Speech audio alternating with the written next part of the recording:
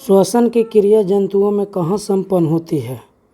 Mitochondria में। श्वसन की क्रिया जंतुओं में कहाँ संपन्न होती है? माइटोकॉन्ड्रिया में। टमाटर का लाल रंग किसके कारण होता है? लाइकोपीन के कारण। टमाटर का लाल रंग किसके कारण होता है? लाइकोपीन के कारण। मनुष्य में कितनी जोड़ी कायिक गुणसूत्र पाए जाते हैं? मनुष्य में कितनी जोड़ी कायिक गुणसूत्र पाए जाते हैं? 22।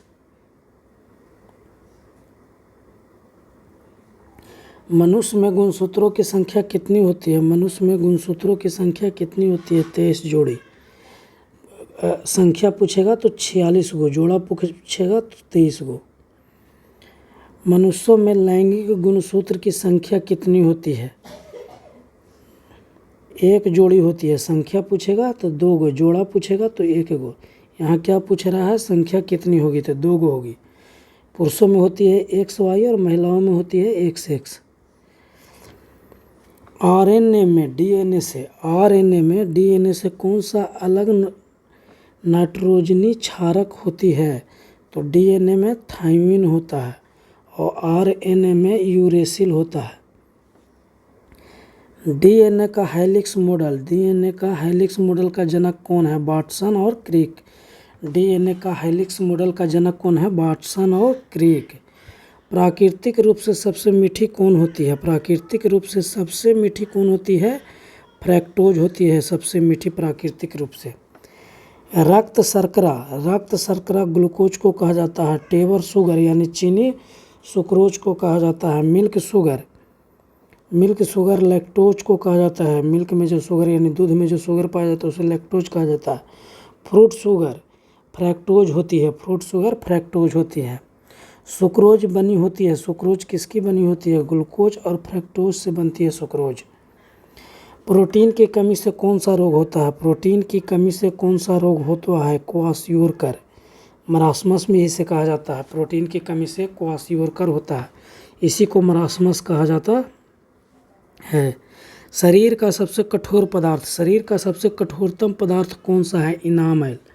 शरीर का सबसे कठोरतम पदार्थ कौन सा है? इनामेल। लार में जीवाणु भक्षण के लिए कौन सा एंजाइम पाया जाता है? लाइसोजाम। लार में जीवाणु भक्षण के लिए कौन सा एंजाइम पाया जाता है?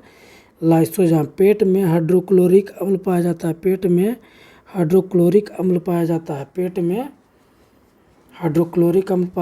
बच्चों में दूध का पाचन कौन सा एंजाइम करता है? तो रेनिन। बच्चों में दूध का पाचन कौन सा एंजाइम करता है? रेनिन। इंसुलिन हार्मोन का निर्माण कहाँ होता है? तो अग्नाशय के बीटा सेल के अंदर। इंसुलिन हार्मोन का निर्माण कहाँ होता है? अग्नाशय में। पूछेगा अग्नाशय में भी कहाँ? तो अग्नाशय के बीटा सेल के अंदर। इंसुलिन की कमी से कौन सा रोग होता है? मधुमेह। इंसुलिन की कमी से कौन सा रोग होता है? मधुमेह। इंसुलिन की कमी से कौन सा रोग होता है? मधुमेह। वसा का इमल्सीकरण किसे कहा जाता है? पीतरस को। वसा का इमल्सीकरण किससे होता है? पीतरस से। वसा का इमल्सीकरण किससे होता है? पीतरस से होता है। सर्वाधिक पाचन कहाँ होता है? छोटी आंत में। सर्वाधिक पाचन कहाँ होता है? छोटी आंत में होता है। शरीर की रासायनिक प्रयोगशाला क्या है? यकृत। शरीर की रासायनिक प्रयोगशाला यकृत है। मनुष्य की सबसे बड़ी ग्रंथि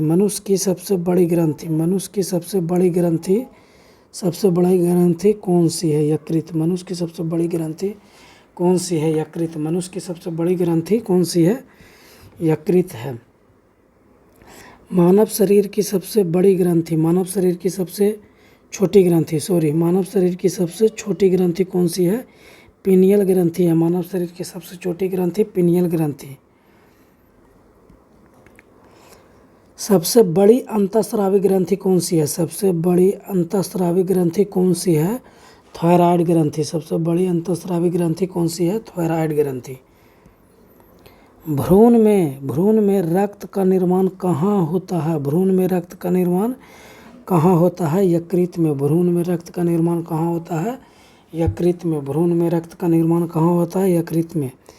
रक्त का पीएच मान कितना होता है? रक्त का पीएच मान कितना होता है? 7.4। रक्त का पीएच मान कितना होता है? 7.4। रक्त का पीएच मान 7.4 होता है। प्लाज्मा में जल कितने प्रतिशत होता है? 90%। प्लाज्मा में 90% जल होता है।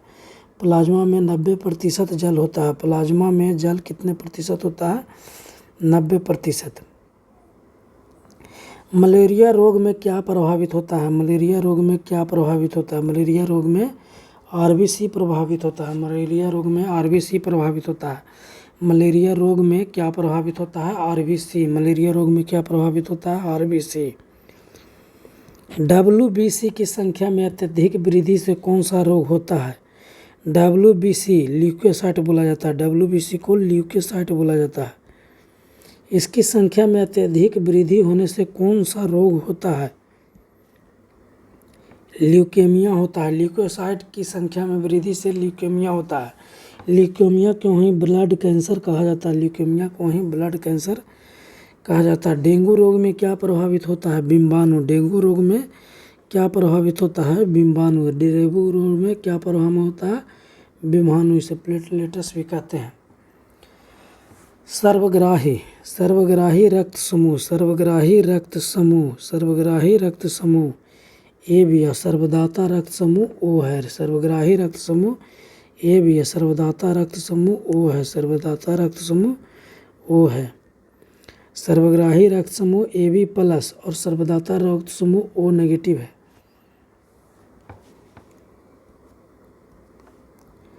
जीवाणु की खोज करने वाला कौन थे? ल्यूवेनहॉक। जीवाणु की खोज करने वाले कौन थे? ल्यूवेनहॉक। जीवाणु की खोज करने वाला कौन थे? ल्यूवेनहॉक। जीवाणु की खोज करने वाले कौन थे? ल्यूवेनहॉक। नाइट्रोजन स्थिरीकरण के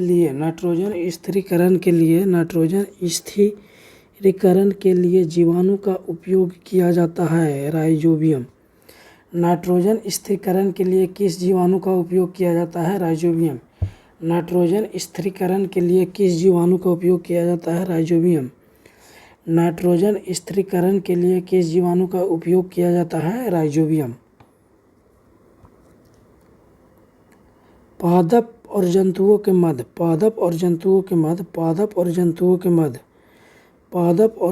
के मध्य योजक कड़ी क्या कहलाती है?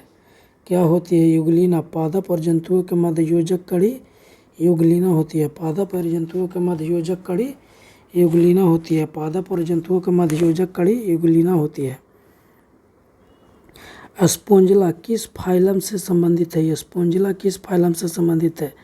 पेरिफेरा फाइलम से। स्पोंजिला किस फाइलम से संबंधित है? पेरिफेरा फाइलम से संबंधित है। सबसे बड़ा संघ आर्थ्रोपोडा है। सबसे बड़ा संघ आर्थ्रोपोडा है। सबसे बड़ा संघ आर्थ्रोपोडा है। सबसे बड़ा संघ आर्थ्रोपोडा है। केचुआ किस फाइलम से संबंधित है? केचुआ किस फाइलम से संबंधित है? केचुआ किस फाइलम से संबंधित है? केचुआ किस फाइलम से संबंधित है? एनिलिडा फाइलम से। केचुआ एनिलिडा फाइलम से संबंधित है। केचुआ एनिलिडा फाइलम से संबंधित है। कॉकरोच मच्छर मक्खी मकड़ी किस फाइलम से संबंधित है? आर्थ्रोपोडा फाइलम से। आर्थ्रोपोडा फाइलम से। आर्थ्रोपोडा फाइलम से।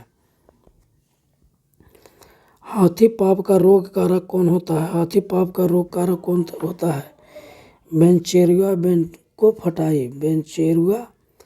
बुचेरिया ब्रोंकोफाइटाई। हाथी पाँव रोग का कारक है बुचेरिया ब्रोंकोफाइटाई परजीवी। निद्रा रोग का रोगवाहक है। निद्रा रोग का रोगवाहक है। निद्रा रोग का रोगवाहक है सीसी मक्खी। निद्रा रोग का रोगवाहक है सीसी मक्खी। निद्रा रोग का रोगवाहक है सीसी मक्खी। कालाजार का रोगवाहक है। कालाजार का रोगवाहक है बालू मक्खी। कालाजार का रोगवाहक कौन होता है? बालू मक्खी। कालाजार का रोगवाहक कौन होता है? बालू मक्खी।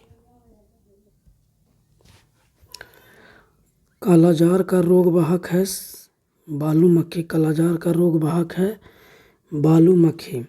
मोलस्क के शरीर का कवच किसका बना होता है? कैल्शियम कार्बोनेट का CaCO3 का बना होता है मोलस्क के शरीर का कवच। तारा मछली किस संघ से संबंधित है? तारा मछली किस संघ से संबंधित है? इकाइनोडर्मेटा। तारा मछली किस संघ से संबंधित है? इकाइनोडर्मेटा। ठंडे रुधिर वाले जंतु कौन होता है? ठंडे रुधिर वाला जंतु कौन होता है? सरीसृप। ठंडे रुधिर वाला जंतु कौन होता है? सरीसृप। मानव शरीर का तापमान कितना होता है? मानव शरीर का 37 डिग्री सेल्सियस होता है। अब फ़ारेनहाइट में 98.6 डिग्री फ़ारेनहाइट होता है। मानव शरीर का तापमान कितना होता है? 37 डिग्री सेल्सियस या 98.6 डिग्री फ़ारेनहाइट होता है। मछलियों के लार्वा को खाने वाली मछली कौन सी है? मछलियों के लार्वा को खाने वाली मछली कौन सी है? गम्बूसिया मछली। मछलियों के लार्वा को खाने वाली मछली कौन सी है? गम्बूसिया मछली है।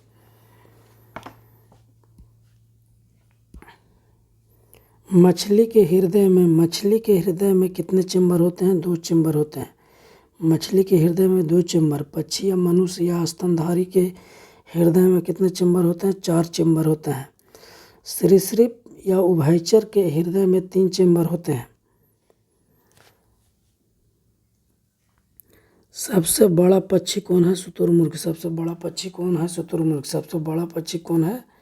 शुतुरमुर्ग। सबसे बड़ा पक्षी कौन है? शुतुरमुर्ग। सबसे छोटा पक्षी कौन है? Humming bird. सबसे छोटा पक्षी कौन है? Humming bird. द्विनाम पद्धति प्रणाली किसके द्वारा दी गई थी? कैरोलस लिनियस के द्वारा। द्विनाम पद्धति प्रणाली किसके द्वारा दी गई थी? कैरोलस लिनियस के द्वारा।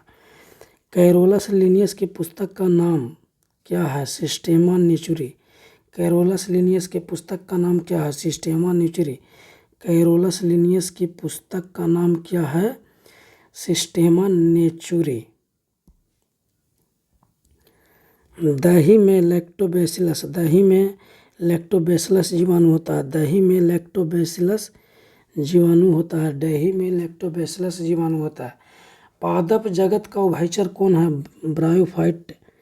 पादप जगत का उभयचर कौन है? ब्रायोफाइट। पादप जगत का उभयचर कौन है? ब्रायोफाइट। पादप जगत का उभयचर कौन है? ब्रायोफाइट। थैलोफाइटा का उदाहरण है। थैलोफाइटा का उदाहरण है शैवाल। थैलोफाइटा का उदाहरण है शैवाल। थैलोफाइटा का उदाहरण है शैवाल। शैवाल का अध्ययन क्या कहलाता है? फाइकोलॉजी। शैवाल का अध्ययन क्या कहलाता है? फाइकोलॉजी। शैवाल का अध्ययन फाइकोलॉजी। कवक का अध्ययन माइकोलॉजी। कवक का अध्ययन माइकोलॉजी। इसका ट्रिक होता है, इसका ट्रिक होगा सफाई यानी शैवाल का अध्ययन फाइकोलॉजी। शैवाल का अध्ययन फाइकोलॉजी। और कवक का ट्रिक होगा कवक का अध्ययन माइकोलॉजी यानी कमाई। सफाई और कमाई, सफाई कमाई होगा इसका ट्रिक। सा से हो जाएगा शैवाल का अध्ययन फाइकोलॉजी, का से हो जाएगा कवक का अध्ययन माइकोलॉजी। अगला क्वेश्चन है सबसे बड़ा पुष्प कौन सा होता है? बुल्फिया। सबसे छोटा पुष्प कौन सा होता है? बुल्फिया। सबसे छोटा पुष्प कौन सा होता है? बुल्फिया। सबसे बड़ा पुष्प कौन सा है? सबसे बड़ा पुष्प कौन सा है? रेफलेसिया। सबसे बड़ा पुष्प कौन सा है? रेफलेसिया। सबसे बड़ा पुष्प कौन सा है? रेफलेसिया। हाइड्रोफोबिया किस रोग को कहा जाता है? हाइड्रोफोबिया किस रोग को कहा जाता है? हाइड्रोफोबिया किस रोग को कहा जाता है? हाइड्रोफोबिया किस रोग को कहा जाता है? हाइड्रोफोबिया किस रोग को कहा जाता है? रेबीज को कहा जाता है हाइड्रोफोबिया। रेबीज को कहा जाता है हाइड्रोफोबिया। यह रैबिडो वायरस से होता है। रेबीज किस वायरस से होता है? रैबिडो वायरस से होता है। Elisa test. एलिसा टेस्ट किस रोग के प्रशिक्षण में प्रयुक्त होता है? एड्स। एलिसा टेस्ट किस रोग के प्रशिक्षण में प्रयुक्त होता है? एड्स। चिप्स के थैली में कौन सी गैस भरी जाती है? चिप्स की थैली में कौन सी गैस भरी जाती है? नाइट्रोजन। चिप्स की थैली में कौन सी गैस भरी जाती है? नाइट्रोजन। चिप्स की थैली में कौन सी गैस भरी जाती है?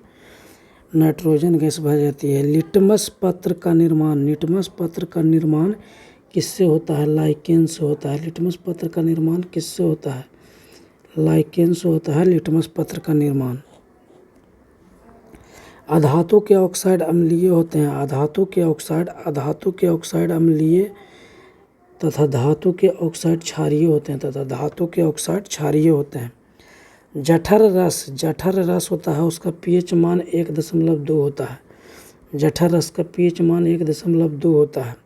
नींबू रस का pH मान 2.2 होता है। शुद्ध जल का pH मान 7 होता है।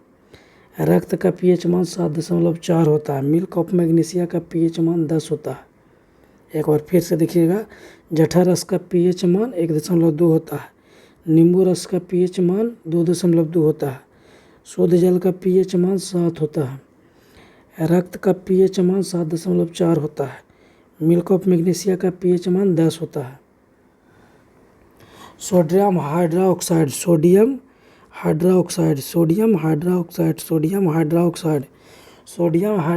के विलयन का pH मान कितना होता है? 14। सोडियम हाइड्रोक्साइड के विलयन का pH मान कितना होता है? 14।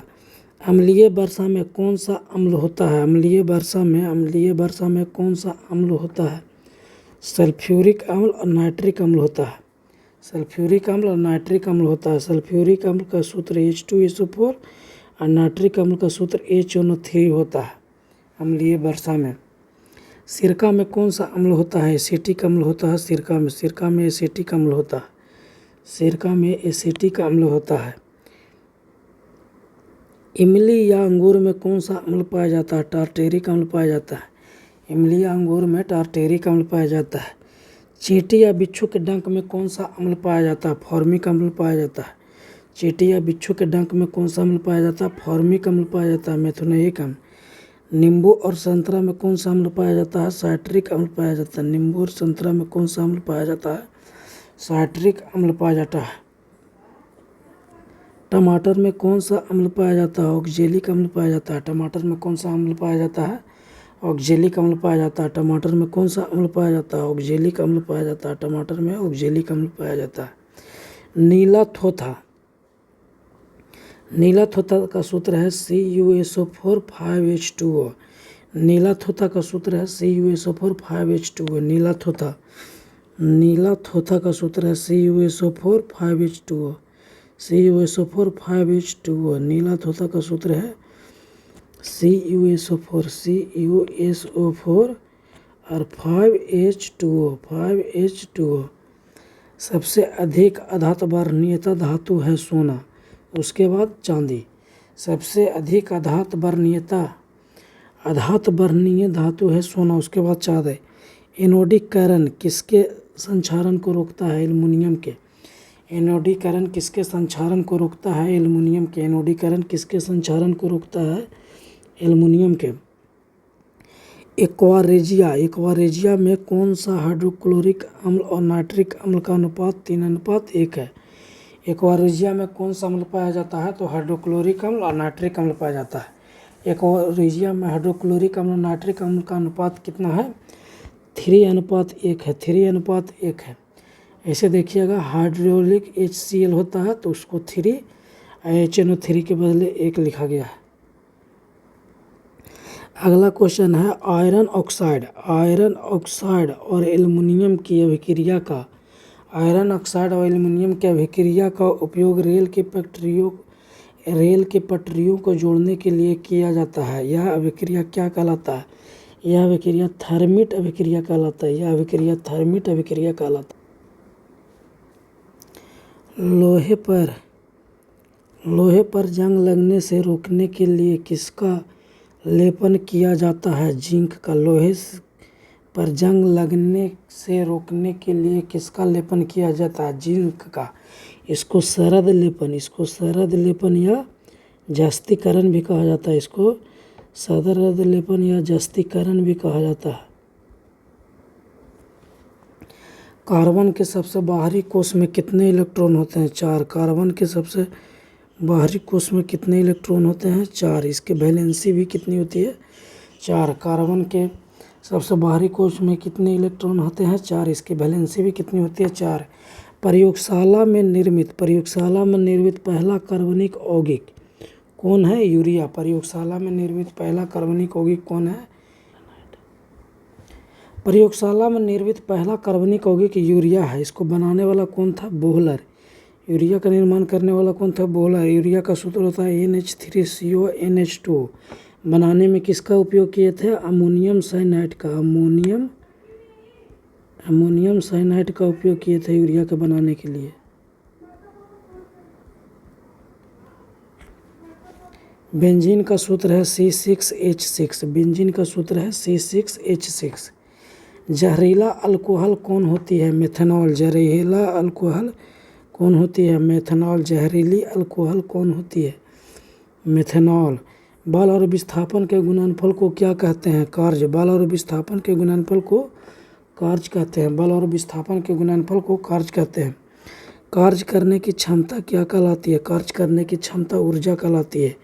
1 जूल बराबर 10⁷ अर्ग होता है। 1 जूल बराबर 10⁷ अर्ग होता है। 1 कैलोरी में कितने जूल होते हैं? 4.2 जूल। 1 कैलोरी में कितने जूल होते हैं? 4.2 जूल। 1 कैलोरी में कितने जूल होते हैं? 4.2 जूल। ऊर्जा और द्रव्यमान में क्या संबंध है?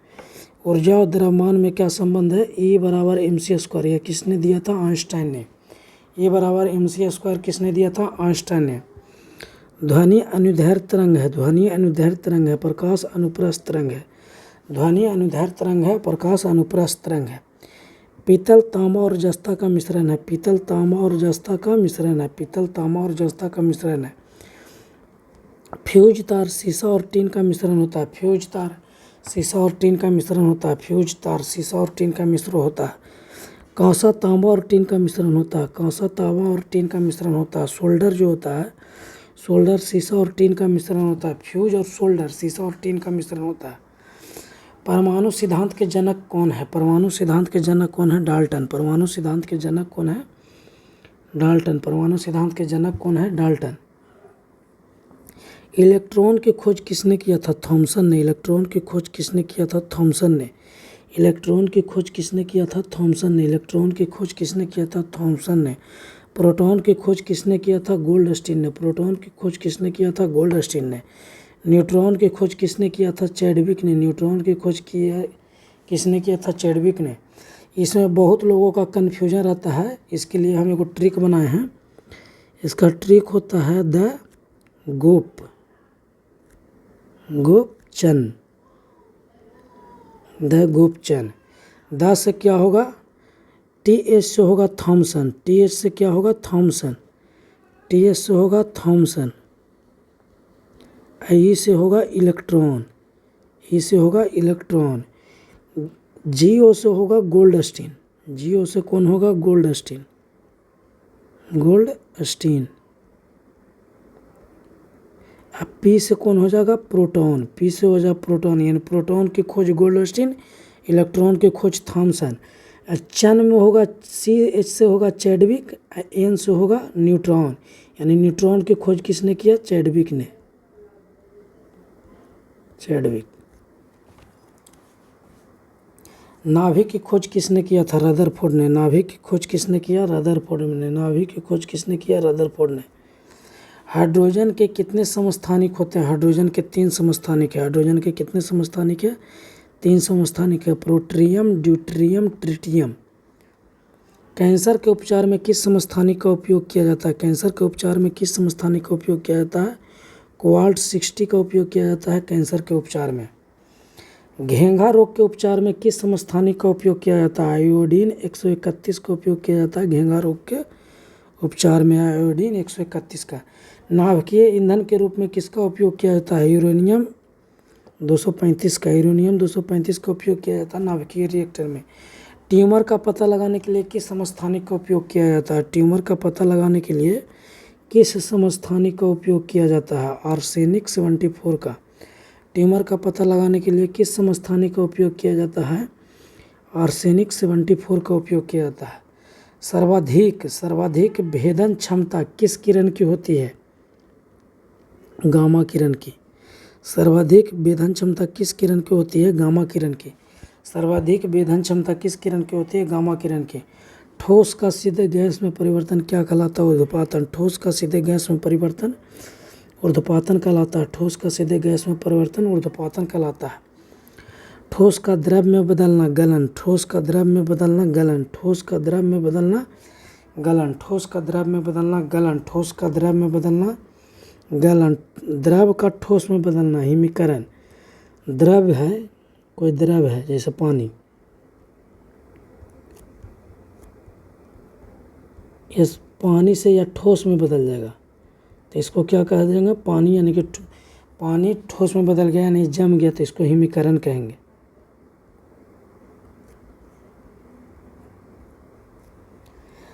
द्रव का गैस में बदलना।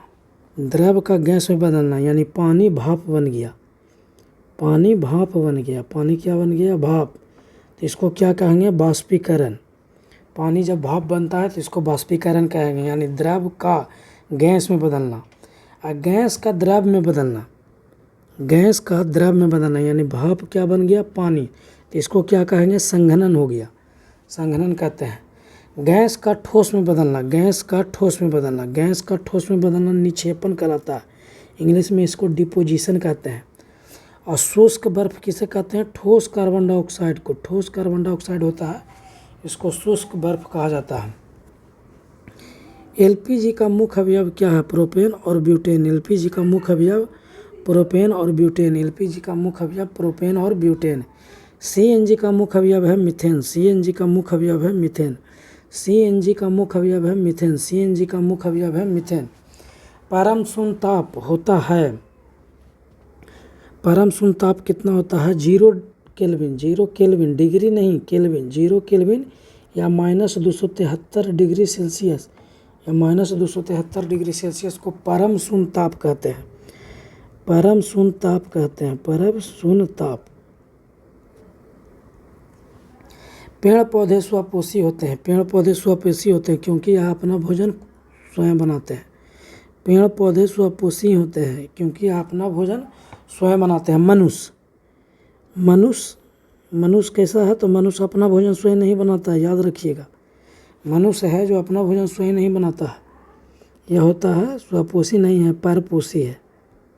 मनुष्य परपोषी है। सिर्फ पौधा है जो अपना भोजन स्वयं बनाता है। मनुष्य हो गया, जीव जंतु हो गया, ये सब स्वपोषी नहीं, ये परपोषी होते हैं। प्रकाश संश्लेषण में उत्पाद के रूप में कौन सी गैस निकलती है? तो ऑक्सीजन। प्रकाश संश्लेषण में उत्पाद के रूप में कौन सी गैस निकलती है? तो ऑक्सीजन। श्वसन ऊष्माक्षेपीय अभिक्रिया है। श्वसन ऊष्माक्षेपीय अभिक्रिया है।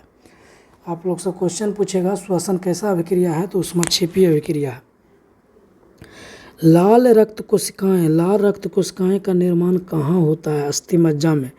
लाल रक्त कोशिकाएं यानी आरबीसी का निर्माण। आरबीसी का निर्माण कहाँ होता है? अस्थिमज्जा में। आरबीसी का कब्रिस्तान किसे कहा जाता है? प्लीहा को। आरबीसी का कब्रिस्तान प्लीहा यानी स्प्लीन को कहा जाता है। प्लीहा यानी स्प्लीन को आरबीसी का कब्रिस्तान कहा जाता है। रक्त में ऑक्सीजन का परिवहन कौन करता है? रक्त में ऑक्सीजन का परिवहन कौन करता है? हीमोग्लोबिन नामक प्रोटीन। हीमोग्लोबिन नामक प्रोटीन करता है रक्त में ऑक्सीजन का परिवहन। प्रोटीन किसका बहुलक है? प्रोटीन एमिनो एसिड का बना होता है। प्रोटीन में एमिनो एसिड होता है। कितने प्रकार के एमिनो एसिड? 20 प्रकार के एमिनो एसिड होता है। प्रोटीन किसका बहुलक है? एमिनो एसिड का। विटामिन B12 का रासायनिक नाम क्या है? साइनोक्वालमिन। विटामिन B12 का रासायनिक नाम क्या है? साइनोक्वालमिन। किस विटामिन में क्वार्ट धातु पाया जाता है? किस विटामिन में क्वार्ट धातु पाया जाता है? तो विटामिन B12 में क्वार्ट धातु पाया जाता है। क्लोरोफिल में कौन सी धातु उपस्थित होती है? क्लोरोफिल में कौन सी धातु उपस्थित होती है? याद रखिएगा, मैग्नीशियम। क्लोरोफिल में कौन सी धातु उपस्थित होती है? मैग्नीशियम। प्रोटीन की फैक्ट्री किसे कहते हैं? राइबोसोम को। प्रोटीन की फैक्ट्री किसे कहते हैं? राइबोसोम को। आत्महत्या की थैली किसे कहते हैं? लाइसोसोम को। लाइसोसोम को आत्महत्या की थैली कहा जाता है। प्रोटीन की फैक्ट्री किसे कहते हैं? राइबोसोम को। आत्महत्या की थैली, आत्महत्या की थैली किसे कहा जाता है? लाइसोसोम को। कोशिका में सबसे छोटी कोशिकांग होते हैं राइबोसोम। कोशिका में सबसे छोटी कोशिकांग होते हैं राइबोसोम। कोशिका में सबसे छोटी कोशिकांग होता है राइबोसोम। आत्महत्या की थैली किसे कहते हैं? लाइसोसोम। अभी हमने आपको बताया लाइसोसोम को आत्महत्या की थैली कहते हैं। लाइसोसोम में किस प्रकार के एंजाइम पाया जाता है? लाइसोसोम में किस प्रकार के एंजाइम पाया जाता है? लाइसोसोम में किस प्रकार के एंजाइम पाया जाता है? हाइड्रोलिटिक एंजाइम पाया जाता है लाइसोसोम में। लाइसोसोम में किस प्रकार के एंजाइम पाया जाता है? हाइड्रोलिटिक एंजाइम पाया जाता है। कोशिका का शक्ति गृह, कोशिका का शक्ति गृह यानी कोशिका का पावर हाउस, कोशिका का पावर हाउस किसे कहा जाता है? कोशिका का पावर हाउस किसे कहा जाता है? माइटोकॉन्ड्रिया को। कोशिका का पावर हाउस किसे कहा जाता है? माइटोकॉन्ड्रिया। पादपों में कोशिका भित्ति किसकी बनी होती है? सेलुलोज की। पादपों में कोशिका भित्ति किसकी बनी होती है? सेलुलोज की। पादपों में कोशिका भित्ति किसकी बनी होती है? सेलुलोज की। कवक की कोशिका भित्ति किसकी बनी होती है? काइटिन की। कवक की कोशिका भित्ति किसकी बनी होती है? काइटिन की। लाइकेन किसका सहजीवन है? कवक और शैवाल का। लाइकेन किसका सहजीवन है? कवक और शैवाल का।